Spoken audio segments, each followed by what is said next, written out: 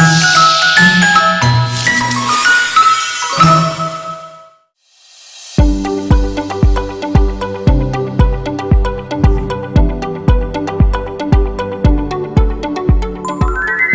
안녕하십니까. 국제결혼 가정의 현실에 대해서 말씀드리고자 합니다. 저는 김범구 변호사입니다. 저는 다문화 가정의 문제점에 대하여 약 15년 정도 경험하고 연구하였습니다. 그리고 베트남 생활을 7년 정도 하면서 베트남으로 배우자를 만나러 온 한국 사람들이 어떤 생각을 갖고 있는지 그걸 경험할 수 있었습니다. 그리고 그런 부분들에 대해서는 국제결혼을 준비하는 과정에 그 부분에서 말씀을 드렸습니다. 성급한 혼인과 결혼 준비 기간의 부족, 그리고 이로 인한 이혼이 다문화 가정만의 문제는 아닙니다. 하지만 다문화 가정의 이혼이 우리에게 주는 효과가 크기 때문에 우리는 다문화 가정의 구조적인 문제점을 알아보고자 합니다. 이번 강의안은 다문화 가정을 위한 정부 정책이나 법률 등을 다루는 것이 아닙니다. 다문화 가정을 이루는 한국인 남편, 한국인 가족, 그리고 이주 여성들을 상대하는 지역, 사회, 기관, 지자체, 그리고 정부에 계시는 분들에게 멘토링 자료 정도로 활용하시기를 바라는 마음에서 만드는 것입니다. 저는 다문화 가정의 구성원들을 대상으로 교육과 상담을 많이 했었습니다. 그리고 그 결과와 미래를 담아 이번 강의를 구상하였습니다. 그럼 국제결혼 이후의 현실에 대해서 보겠습니다.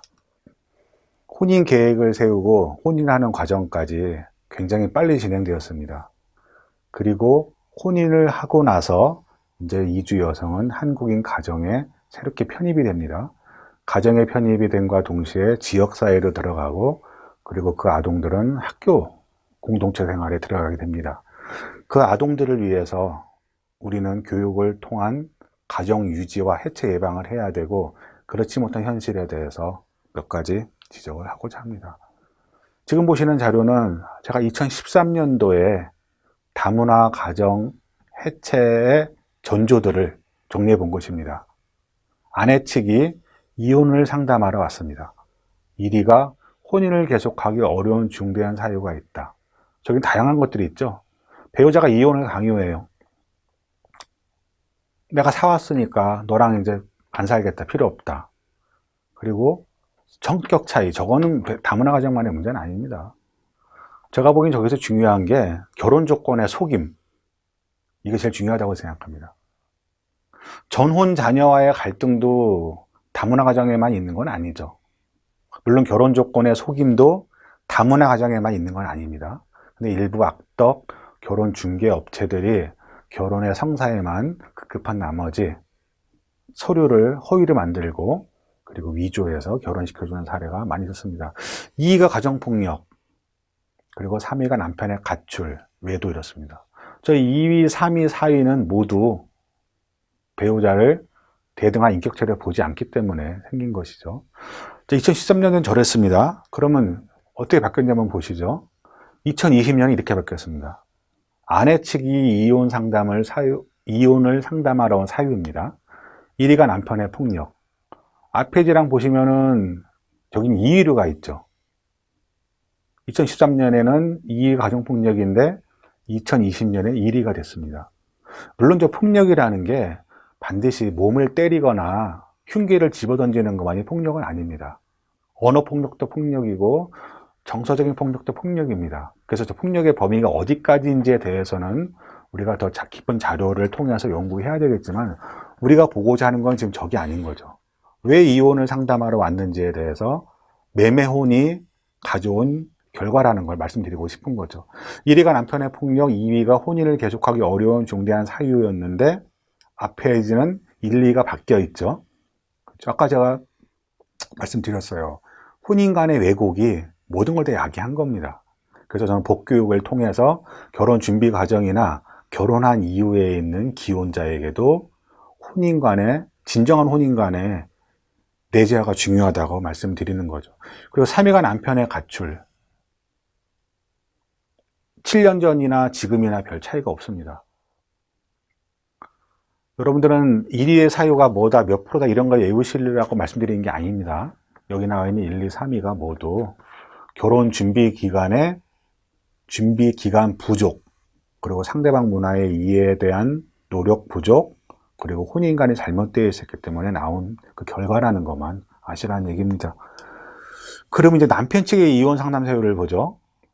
1위가 2013년도 것부터 먼저 보시죠. 2013년도에는 1위가 아내 가출.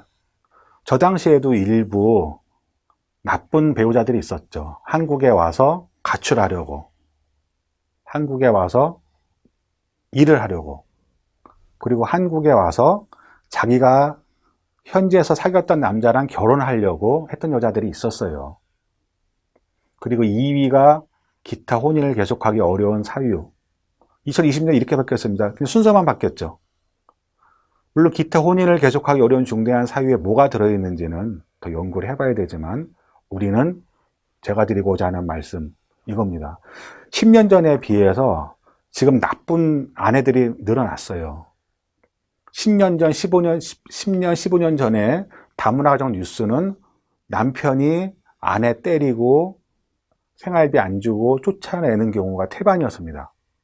근데 지금은 남편이 피해를 입고 여자가 도망간 경우, 그리고 여자가 남편 자산을 훔쳐간 경우까지도 많이 보도가 되고 있습니다. 이 역시도 그 일부 악질의 아내들을 우리가 모두 선별해낼 수는 없지만 현지에서 결혼 과정이 속전속결로 이루어지다 보니까 저런 사람들을 필터링 할 수 있는 매개체가 없었다라는 거죠.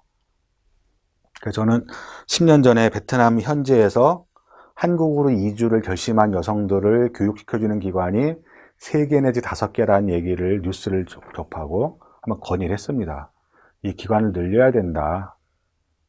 그러고 나서 제가 답변을 듣기 전에 생각을 다시 했습니다. 기관이 늘어난 게 뭐가 중요한가? 거기 있는 교육이 제대로 돼야 되는데 라고 생각을 하고 더 이상 그 부분에 대해서는 조사를 해보지 않았습니다. 중요한 거는 교육을 대체할 수 있는 건 없다라는 겁니다. 교육을 통해서 지식의 습득도 늘어나겠지만 우리는 지식의 습득보다는 인성을 함양한다. 그리고 법교육을 통해서 결혼 생활에 필요한 공동체 생활의 규칙을 배운다. 그리고 갈등이 생기면 가출하거나 주먹을 쓰는 게 아니고 말로 해결한다. 말로 해결하기 어려우면은 배우자가 말을 잘 못해서 힘들다. 그러면은 통역을 붙여서 대화를 할 수 있는 노력을 하는 것들이 국제결혼에 성공한 다음에 한국인 남편과 그리고 이주 여성들에게 필요한 교육이라고 저는 강조하고 있습니다. 혼인계획부터 혼인까지 속전속결로 갔고, 그리고 혼인부터 이혼까지도 매우 빠르게 진행되는 다문화 가정들이 많습니다.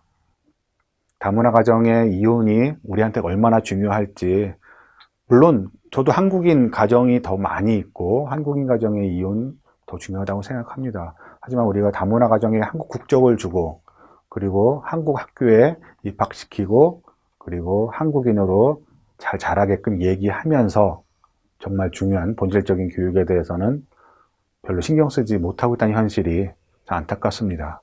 법교육이라는 거 말고도 다른 교육을 통해서도 우리는 국제결혼에 성공한 기혼 남성, 기혼 여성을 위해서 할 게 많이 있습니다. 그 대표적인 것들이 남편, 배우자 친정에 보내주기를 위해서 몇 명이 같이 개를 분다라든지, 요새 뭐 개라는 게 없어서 이해 못하는 분들이 계시겠지만 4-5가구가 모여서 남편이 모여서 배우자들을 서로 이해하는 노력을 했던 뉴스를 제가 본 기억이 납니다. 상계동에서 거주하는 남편 4분들이 모임을 만들었어요. 이 남편 4사람은 모두 다문화 가정 여성들과 결혼한 사람이었는데 국적도 다 달랐어요. 그러니까 우리는 국적 따라 그 나라 문화를 다 이해하지는 못하지만 다문화 가정의 여성과 혼인한 남성들을 위한 매뉴얼을 만들겠다. 그래서 4개 국가에서, 4개 국가인지 모르겠습니다. 하여튼 그 4분이 모여서 우리보다 다문화 가정을 늦게 경험할 후배들을 위해서 이런 지침을 만들어 보겠다라고 했던 뉴스를 제가 신문에서 본 기억이 납니다. 자, 우리 이 시간에 국제 결혼을 성공하고 가정을 이룬 기혼자들을 위해서, 기혼자들에게 이러한 것은 하지 말자. 남편과 아내가 힘들어하고 이혼 상담을 받아야 되는 이러한 일은 하지 말자라는 차원에서 이혼 사유, 이혼 상담에 관련된 사유를 알아보았습니다.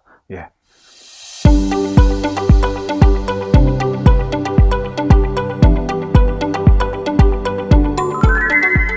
네, 이번 시간 국제결혼 가정의 현실에 대해서 알아보고자 합니다. 저는 김범구 변호사입니다. 지금은 변호사 일을 하고 있지만 변호사가 되기 전에 다문화 가정에 대한 관심이 많았고 결혼 전에 중국 동포 여성과 사귀었던 경험이 계기가 돼서 다문화 사회에 대해서 깊숙이 연구해 본 적이 있습니다. 일부 선의의 한국인 남편 피해 사례도 요새 많이 보고되고 있습니다. 하지만 주로 한국인 남편의 잘못으로 인한 이혼 상담이 이루어지고 있습니다. 여러 차례 얘기를 계속 강조해서 드렸던 것 같은데 우리는 매매혼, 소유물, 그리고 못 사는 나라에서 왔다. 이 세 가지 생각들이 엮여가지고 다문화 가정의 혼인이 많이 깨어지고 있고 그리고 문의만 유지되고 있을 뿐 실질적으로 파탄난 가정이 매우 많이 있으면 알 수 있습니다.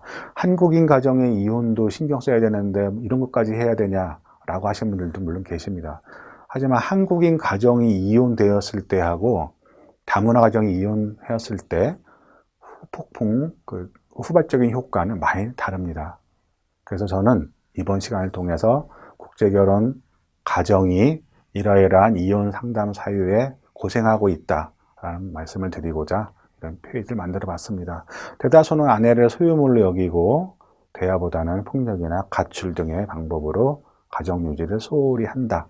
이런 뉴스를 말씀드리면서 마치겠습니다. 감사합니다.